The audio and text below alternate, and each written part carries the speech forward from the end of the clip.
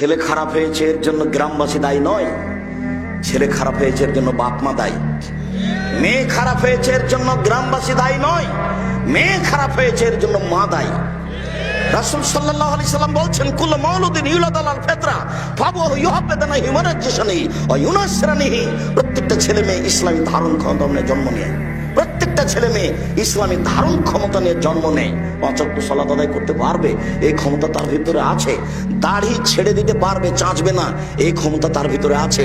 টাকনুর নিচে প্যান্ট পরবে না, উপরেই পরবে, এই ক্ষমতা তার ভিতরে আছে। তো টাকনো নিচে প্যান্ট পরলো কেন? দাড়ি চাঁচলো কেন? দোকানে বসে আড্ডা পিটলো কেন? সুদ ঘুষ জুয়ায় অংশগ্রহণ করলো কেন?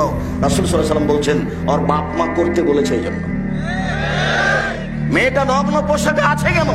এখন ক্লাস 10-এ পড়ে, ওর বাপ তাহাজ্জুদ পড়ে, এখন বসে আছে মাথায় কাপড় নেই। এর জন্য জবাব আমি দিব, ওই কাপুরুষ বাপে দিবে। আমি দিব কেন? জন্ম আমি দিয়েছি, জন্ম আপনি দিয়েছেন, আপনি প্রস্তুত থাকেন। আল্লাহর নবী আপনাকে বলছেন পাহারাদার এই ছেলেদের, এই বাড়ির পাহারাদার আপনি। জবাব আপনাকে দিতে হবে। এই বাড়ির পাহারাদার আপনার স্ত্রী, আপনার মেয়ের প্রত্যেকটা অন্যায়ের জবাব আপনার স্ত্রীকে দিতে হবে, আপনাকে দিতে হবে।